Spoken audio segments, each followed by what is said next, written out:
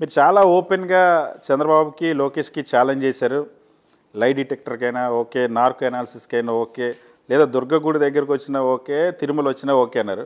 ఏమైనా రెస్పాండ్ అయ్యారా? అలా భయం ఏమైనా పడుతున్నారా? ఇంతవరకు ప్రభుత్వం నుంచి కానీ, చంద్రబాబు నుంచి కానీ, లోకేష్ నుంచి కానీ ఎవరు కూడా ఒక్క మాట కూడా నిజంగా మీ కుటుంబాలు లేవా, మీకు పిల్లలు లేదా? జోగి రమేష్ మీద ఒక బురద చేసేటప్పుడు పైన దేవుడు అనేవాడు ఉన్నాడు కదా, దేవుడు అనేవాడు ఎప్పటికైనా కానీ మిమ్మల్ని మొట్టికాయలు వేస్తారు కదా. ఇంత దిగజారిపోయే రాజకీయాలు అవసరమా? ఈరోజు మీరు పీకల్లోతు కష్టాల్లో మీ ప్రభుత్వం నకిలీ మద్యం మత్తులో ఊగుతూ ఉంటే ఎక్కడ చూసినా సరే నకిలీ మద్యం తయారవుతుంది. రాష్ట్రం మొత్తం నలుమూలలో కొడతారు. దాని మీద దాడులు లేవు, దాన్ని పట్టుకున్న దాఖలాలు లేవు, ఏ బ్రాందీ షాపులోనే తనిఖీలు లేవు, బెల్ట్ షాపులు అరికట్టేది లేదు, డోర్ డెలివరీని అరికట్టేది. ఈ స్థాయికి మీరు దిగజారిపోతే మంత్రులు, ఎమ్మెల్యేలు ఇదే పనిగా ఉండి ప్రజల ఆరోగ్యాన్ని దోచుకుంటా ఉన్నారే. ఒక్కొక్క గ్రామంలో మేము చూస్తే ఆ గ్రామంలో మంచినీటి కుళాయిల కన్నా బ్రాందీ షాప్, బెల్ట్ షాపులు ఎక్కువ ఉన్నాయి. బెల్ట్ షాపులు ఉన్నాయి. ఆ బెల్ట్ షాపుల ద్వారా ఏ విధంగా అయితే కుళాయిల దగ్గరకు వచ్చి అక్క చెల్లెమ్మలు నీళ్లు తీసుకెళ్ళాలి బిందుతో, కానీ బెల్ట్ షాపుల నుంచి డోర్ డెలివరీ ఇళ్ళకి జరుగుతూ ఉంది. ఏ స్థాయిలో దిగజారిపోయింది ఈ ప్రభుత్వం? దాన్ని మేము ప్రశ్నిస్తూ ఉంటే, ప్రతిపక్షంగా ఒక బాధ్యత గల ఒక వ్యక్తులుగా మేము ప్రశ్నిస్తూ ఉంటే దాన్ని సరి చేసుకోవాల్సిన చంద్రబాబు నాయుడు ఎదురుదాడి వైఎస్ఆర్ కాంగ్రెస్ పార్టీ మీద ఎదురుదాడా? జోగి రమేష్ బయటకు తీసుకొస్తే జోగి రమేష్ని ఇందులో ఇరికించాలా? ఏ స్థాయికి దిగజారిపోయారు ఈ ప్రభుత్వం? ఇది కక్ష సాధింపు చర్యలు తప్ప ఈ ప్రభుత్వానికి ప్రశ్నిస్తేనో లేకపోతే చెప్తేనో మంచి చెప్తే ఇదిగో దీన్ని మీరు అరికట్టండి అంటే అరికట్టే పరిస్థితులు లేరు. కట్టిపడేయాలా ప్రతిపక్షాన్ని, వైఎస్ఆర్ కాంగ్రెస్ పార్టీని కట్టిపడేయాలా అని చెప్పేసి ఒక దుర్బుద్ధితో ఈ పరిపాలన చేస్తూ ఉన్నాడు చంద్రబాబు.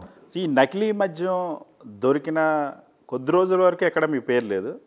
చంద్రబాబు నాయుడు గారు ప్రెస్ మీట్ పెట్టి దీనిపైన సిట్ విచారణ జరుపుతాం, సిబిఐ అవసరం లేదని చెప్పిన తర్వాత మీ పేరు బయటకు వచ్చింది. దీని వెనక కారణం ఏంటంటారు? చంద్రబాబు నాయుడికి నా మీద కక్ష. ఎందుకంటే చంద్రబాబు నాయుడు ఇంటి దగ్గరికి నేను ఒక నిరసన తెలియజేయడానికి వెళ్ళాను. ఆ రోజున అయ్యన్న పాత్రుడు అనే వ్యక్తి మా లీడర్ జగన్మోహన్ రెడ్డి గారిని మరీ అడ్డగోలుగా అనకూడని భాషలో మాట్లాడుతూ ఉంటే, అయ్యన్న పాత్రుడు మాట్లాడే భాషకి నేను బాధపడి చంద్రబాబు నాయుడు ఇంటి దగ్గరికి వెళ్ళి నిరసన తెలియజేసి, చంద్రబాబు నాయుడు 45 సంవత్సరాల సీనియారిటీ ఉంది, ఇటువంటి వ్యక్తి అయ్యన్న పాత్రుడిని పిలిచి ఏదన్నా మందలిస్తాడేమో, భాషను సరి చేసుకుంటాడనే ఉద్దేశంతో నిరసన తెలియజేయడానికి అక్కడే నా మీద దాడి జరిగింది. ఆ కక్షతో ప్రభుత్వం వచ్చిన తర్వాత మళ్ళీ ఆ కేసు తిరగదోడి సుప్రీంకోర్టు దాకా వెళ్ళి, సుప్రీంకోర్టులో కూడా ఈ ప్రభుత్వ పెద్దలు ఏం చెప్పారంటే, ఈ ప్రభుత్వం తరఫున వాదించిన లాయర్లు ఏం చెప్పారంటే, ఒక్క జోగి రమేష్కి శిక్ష అయిందని చెప్పేసి అడిగారంటే చంద్రబాబు నాయుడికి నా మీద ఉన్న కక్ష ఒకసారి అంటే ఆ కేసుని బయటికి తీసుకొచ్చి నా మీద మరలా అరెస్ట్ చేయించాలని చూసిన చంద్రబాబు నాయుడు మరలా అగైన్ నా కుమారుని కూడా అనవసరంగా ఒక ఫ్యాబ్రికేటెడ్ కేసులో, నకిలీ కేసులో ఇరికిచ్చి మరలా ఈ రోజున మళ్ళీ జోగి రమేష్ని ఎట్లా ఒకట్లా ప్రజా ఉద్యమాల్లో ఉన్నాం, ప్రజల కోసం మంచి చేసే కార్యక్రమాలు ఉన్నాం, ప్రతిపక్ష పాత్ర పోషిస్తూ ఉన్నాం, ఈ ప్రభుత్వాన్ని ప్రశ్నిస్తూ ఉన్నాం, చంద్రబాబుని అడుగుతూ ఉన్నాం, లోకేష్ని అడుగుతూ ఉంటే అడగటమే తప్పు, ప్రజల పక్షాన పోరాటమే తప్పు మేము చేసింది. మళ్ళీ అగైన్ జోగి రమేష్ని ఈ కేసులో ఇరికించాలా? ఏదో ఒక విధంగా ఆ జనార్దన్ రావు ఇబ్రహీంపట్నంలో పుట్టి పెరిగాం, ప్రతి ఒక్కడూ నాకు తెలుసు, కానీ ఎప్పుడు కూడా వ్యాపార లావాదేవీలు కానీ అతను నేను కూర్చొని ఎక్కడన్నా దక్షిణాఫ్రికాలో లేకపోతే దుబాయ్లో పర్యటన చేయటం కానీ లేకపోతే బారుల్లో షేర్లు కానీ ఇటువంటి ఎక్కడా కూడా మాకు ఆ మలినం అనేది లేదు. అయినా జనార్దన్ రావుకి మీకు వాట్సాప్ చాటింగ్ దక్షిణాఫ్రికాకి వెళ్ళే ముందు జరిగింది అన్నటువంటి ఆ స్క్రీన్ షాట్ కానీ, జనార్దన్ రావు మేము 2023 నుండి కూడా నకిలీ మద్యం తయారు చేస్తున్నాం, జోగి రమేష్ అన్న నేను కలిసని మీతో మాట్లాడినట్టు చేసినట్టు వీడియో కానీ ఇవన్నీ ఫేకా? చాట్ చేశారని చెప్పారు. ఆ చాటింగ్ ఫేక్. నేను దాని మీద పోలీస్ కమిషనర్ కూడా కంప్లైంట్ ఇచ్చాను. ఈ జనార్దన్ రావు ఎప్పుడైనా సరే ఎక్కడైనా సరే ఇన్ని రోజులుగా ఎప్పుడైనా నా పేరు చెప్పాడా? అసలు అతనితో నేను ఎప్పుడైనా వ్యాపారాలు చేసుకున్నావా? అతనికి నాకేమన్నా బ్యాంక్ ట్రాన్సాక్షన్లో లేకపోతే ఇంకోటి వ్యాపార లావాదేవీలో డబ్బులు ట్రాన్సాక్షన్ జరిగిందా? ఎక్కడా కూడా ఇబ్రహీంపట్నంలో ఉన్నాడు కాబట్టి, ఇబ్రహీంపట్నంలో మేమందరం అక్కడ పుట్టి పెరిగాం కాబట్టి నాకు అందరూ తెలుసు కాబట్టి ఏదో ఒక రకంగా బురద జల్లాల అసలు ఈ జనార్దన్ రావు ఎవడు? జయచంద్రారెడ్డికి సన్నిహితుడు, స్నేహితుడు.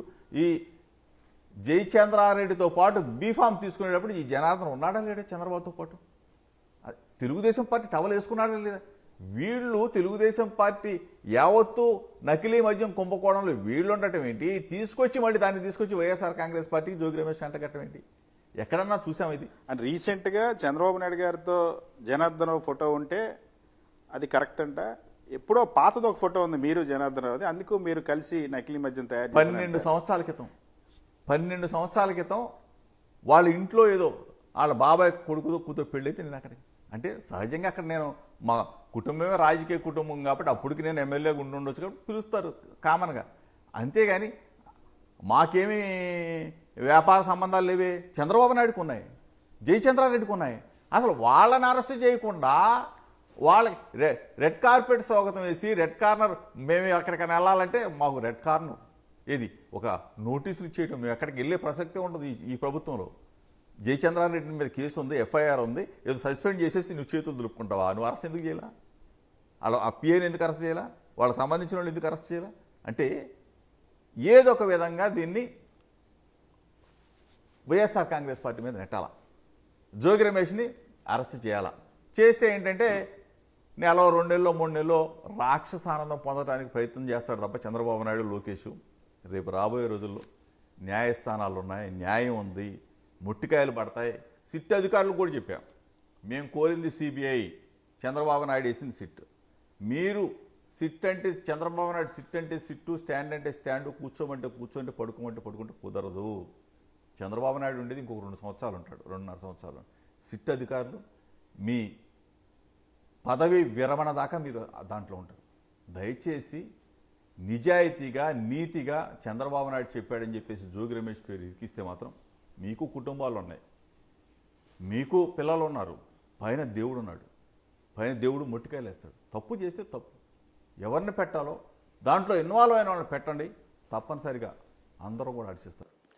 కానీ సిట్టు విచారణ జరిపితే జోగి రమేష్ అడ్డంగా దొరికిపోతారు కాబట్టి, అరెస్ట్ అవుతారు కాబట్టి భయపడి కాలయాపన చేయడం కోసం సిబిఐ విచారణ అడుగుతున్నారని తెలుగుదేశం పార్టీ అంటుంది.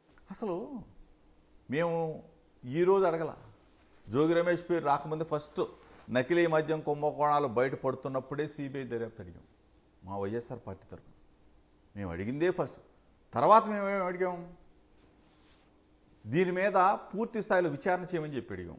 లేదు నా మీద ఆరోపణ చేసావు రావయ్యా అని చెప్పి అడుగుతా ఉన్నా. నార్కో ఎనాలిసిస్ చేయమని చెప్పా. లేదు లైట్ డిటెక్టర్ టెస్ట్కి రెడీ అని చెప్పా. ఇంత స్థాయిలో నేను ప్రభుత్వాన్ని అడుగుతూ ఉంటే, ప్రభుత్వ అధినేత చంద్రబాబు నాయుడిని, చంద్రబాబు నాయుడు కొడుకుని ప్రశ్నిస్తూ ఉంటే కనీసం మీకు స్పందన లేదు.